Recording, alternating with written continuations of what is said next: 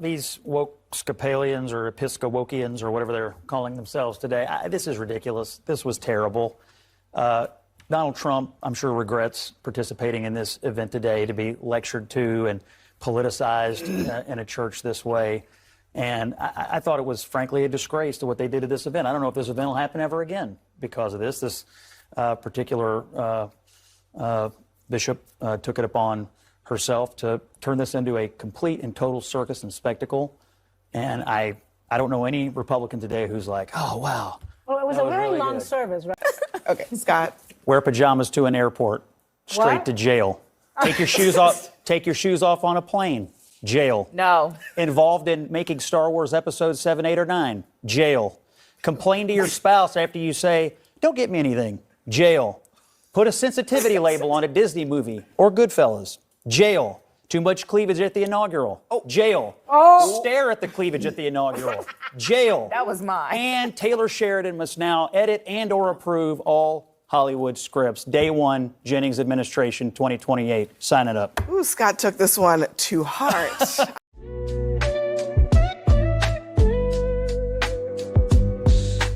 Hey, welcome back to the channel. It's your man Wise, and today we got to talk about the breakout star of 2024, Scott Jennings, over at CNN.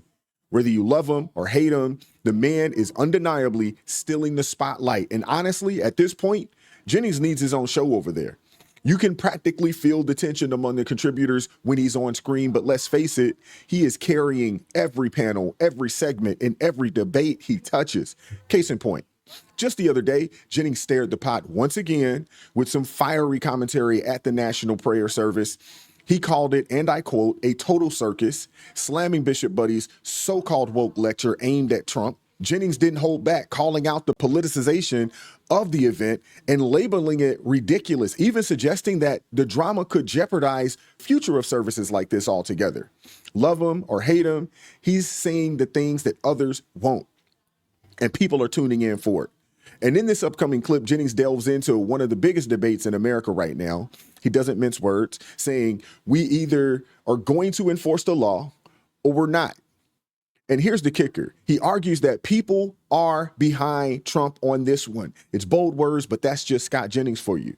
Let's get into the clip. Like, share, subscribe to the channel. Turn our notifications on so you never miss an upload. I think the question is, what are you going to do when people are getting arrested while you're dropping off your kid to school? Like, I think if I were dropping my kid off at school and they showed up and arrested someone who, I don't know, had committed a violent crime or had existing adjudicated deportation orders, I would, A, wonder why they were at the school, and B, say, great, finally, somebody is enforcing the law in the United States of America. I would have no problem with this, truthfully. And the reality is undocumented people are way less likely to commit crime. But you admit there are some here that are. Oh, absolutely. There are some. Like, there are some people and there's no disagreement amongst anybody.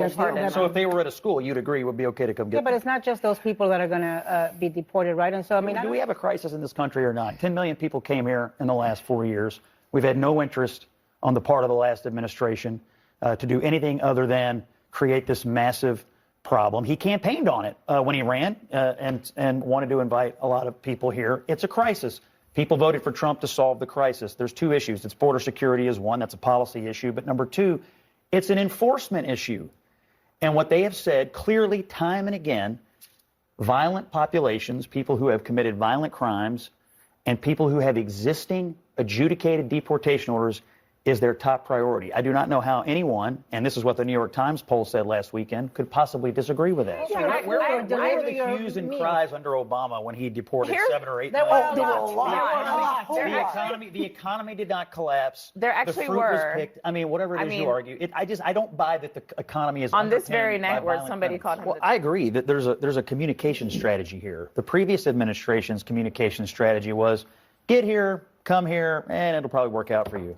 His communication strategy is do not come here. Please don't. Do not invite anyone here. Do not expect to be left alone if you do come here and break our laws. Those are two vastly different messages. I prefer the second one, and as it turns out, so do most Americans. Can I just say, so we should assume but you all agree if you have an existing, fully adjudicated deportation order, so that's 1.5 million people, and you all agree that if you are a violent criminal, either where you came from or here, that's another. There's people who have fully adjudicated deportation orders these are who massive have American children. who are married to I know, but American spouses. Do you respect the laws or not? Who Do you respect have- the courts or not? Well, Wait a second. They went Wait a through the second. court Okay, system. my last God. word.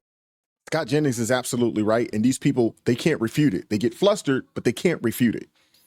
It's hard to refute facts. Nobody should be shocked by this. Outrage maybe, but not shocked, because Donald Trump, remember, he would play the January 6th anthem at all his rallies. He still calls them hostages. Incredibly offensive, given that we have hostages in Gaza right now.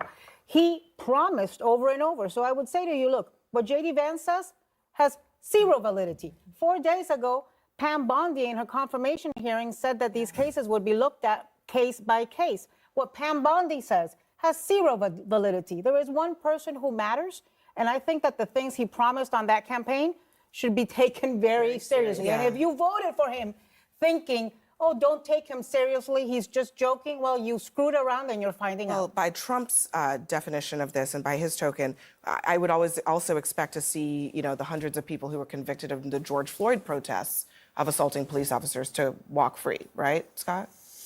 Well, they were prosecuted. How many were prosecuted ultimately? Hundreds Because there were lots of people that had all their actually- charges dropped. I have so. the answer for you, and it's hundreds of them. Yeah, who I were mean, I charged saw and an analysis. I prosecuted. saw an Hundreds isn't an answer. She doesn't have the analysis answer. of that summer, and most people who were charged had their Yeah, charges but dropped. So. what charges were they? I mean, all kinds of Failure charges. to if they All were kinds of failure charges. to disperse, those types of charges. The ones who were charged with violent crimes, those charges were not dismissed. They were prosecuted. Well, they went into all kinds of diversionary programs. I'm one of the few lawyers in this country that represented people in those riots and on January 6th, one of the very few.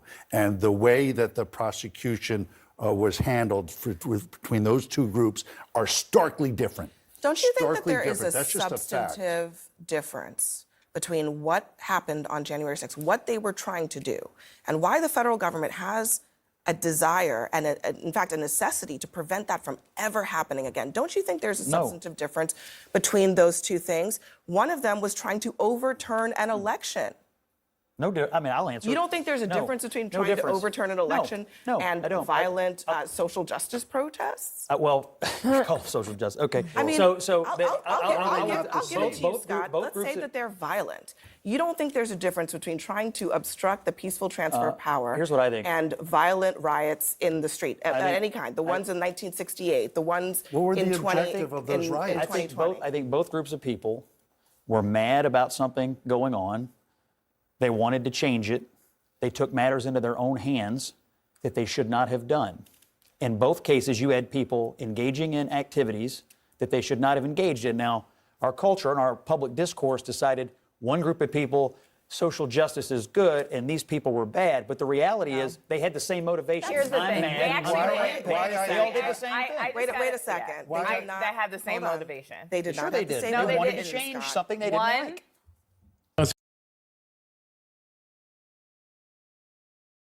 Scott Jennings, once again, the voice of reason, absolutely right.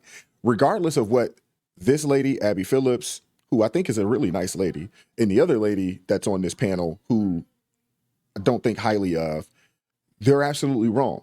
Scott Jennings and what he said is true. Both parties, both sides, they were upset about something and they wanted to do something about it.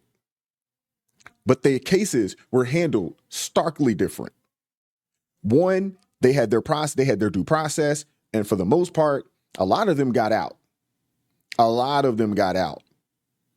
And a lot of celebrities and people like that, they actually paid money to bail these people out of jail. On the other side, you have people that were locked up with no due process, railroaded in some cases. So, I mean, it's just really, really different in how these things were handled, for sure. first of all, I don't even want to get in this debate because it's done. People voted, and as Anna said, FAFO, okay? Go Google it if you don't know what that means, because I can't say it on national television. But this is the era that we are in. And there were people in protests. They were not riots, they were protests. And there were people who showed up at the protests and did bad behavior. But that was because a man was murdered unjustly That doesn't give you the right to break into the Nike store. How about this? That doesn't give you the right to break into Why are you Tiffany's. at the How about you federal let me building finish? matters? How about you Blowing let up me a finish? police. Like I said, this lady right here is insufferable. She really is. And the point that she's making is ridiculous, and I'm gonna let this thing play out. precinct. How about you Hang let on me a second, finish? Arthur. Thank Let me you. let her That's what we finish, do at this please. table. A man was killed, and that's why they protested. Now, I don't sit on this network and try and both sides something. If you were violent in those protests, repercussions should be had. But that is not what happened on January 6th.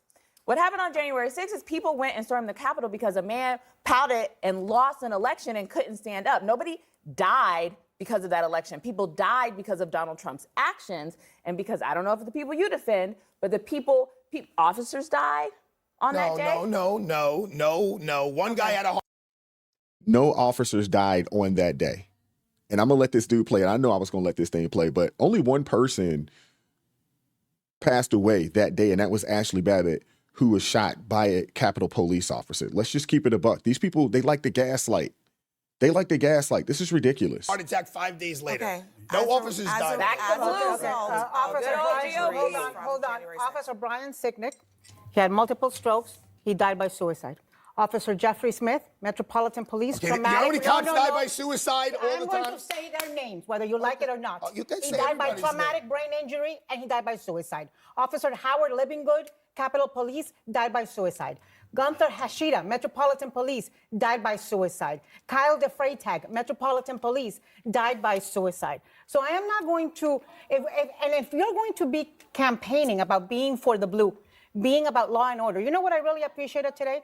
The very few Republicans on the Senate who stood up, people like Tom Tillis, Can I people like play the Langford, sound? Because we have it. Let's play because that they sound. are being consistent to who they were on January 6th and January 7th. That's right. Let's play the sound. To me, I just can't agree. It was surprising to me that it was a blanket pardon. 100% of them pardoned every one of them. They've been there long enough. Most of them hadn't been charged with anything. I do not support the pardons if they were given to people who committed violent crimes, including assaulting police officers. He told us he would pardon the Jan 6 protesters. That was well known when he campaigned for the job. He won the popular vote. He won a mandate, and fully support him in doing that. So there were some, like, to your point. And do we have that Wall Street Journal op-ed? The Wall Street Journal just put out an op-ed tonight basically saying this, that Republicans, Trump pardons the January 6th cop beaters. Republicans busy denouncing President Biden's preemptive pardons for his family and other political allies, and deservedly so. But then it's shameful if you don't hear many, if any, rueing President Trump's proclamation to pardon unconditionally nearly all of the people who rioted at the Capitol on January 6th. I mean, there are people here on the right who think this is outrageous. And so I don't think it's I don't know, maybe some people think that you can't be pro-Trump and is, Abby, not what are they going to do about it, and oppose what this, but can they it seems do like you about it? can. Tom Tillis supports Trump, he opposes it. It's not right-left.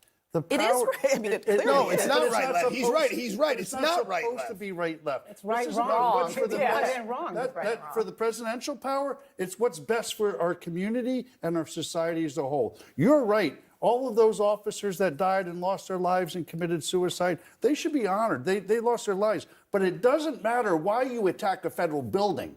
You can attack a federal building because you're mad because somebody got killed, or you can attack a federal building because you're mad because somebody didn't win an election. No. It doesn't justify it. It doesn't justify disparaging listen, treatment I between. take your Can point. I say something? I would argue that letting, 1,500 people loose who are now emboldened and feel that they are untouchable because the President of the United States has their back. I honestly don't think that any of those people that were let loose, that were pardoned, I don't think that any of those people feel emboldened to do anything. I do think that they are thankful to, one, President Trump, but two, thankful to God that they are free today. A lot of these people, they were not actually charged with anything. That's a lot of the bigger issue. And the one dude that said that it's not a right or left thing, it's not. It's about justice. A lot of these people didn't get their day in court. Due process did not happen. And whether you agree with it or not, due process, the justice system is supposed to work for everybody. There is no way that you should be sitting in a jail cell for 3-4 years. In some cases, some people hadn't been charged. Some people hadn't had a trial yet. We have a constitutional right to a fast and speedy trial and to be judged by our peers. These people are so disingenuous, and it's just really, really unfortunate because we don't know what happened with the police officers who unalived themselves. We really don't know what happened. 5 days later, one person had a heart attack, another person had a stroke.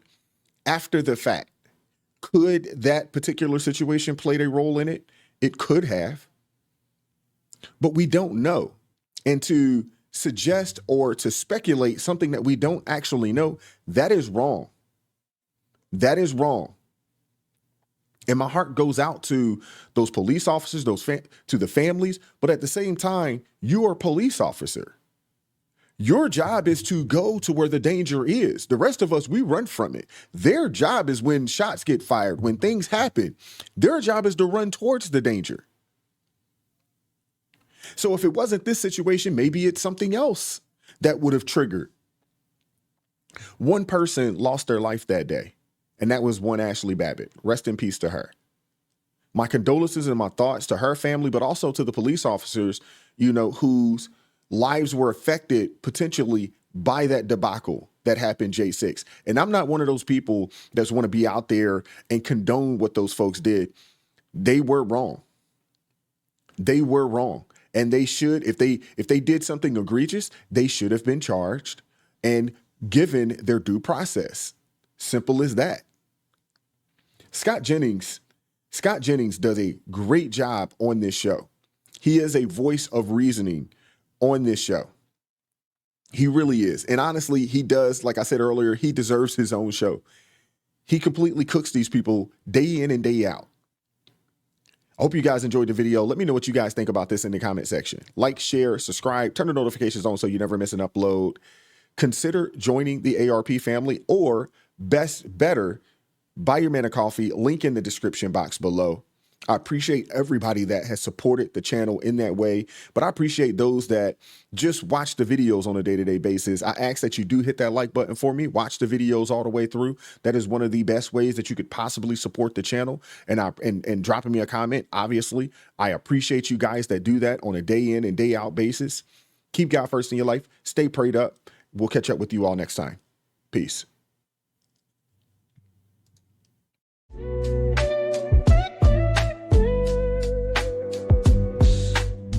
Life's so rough.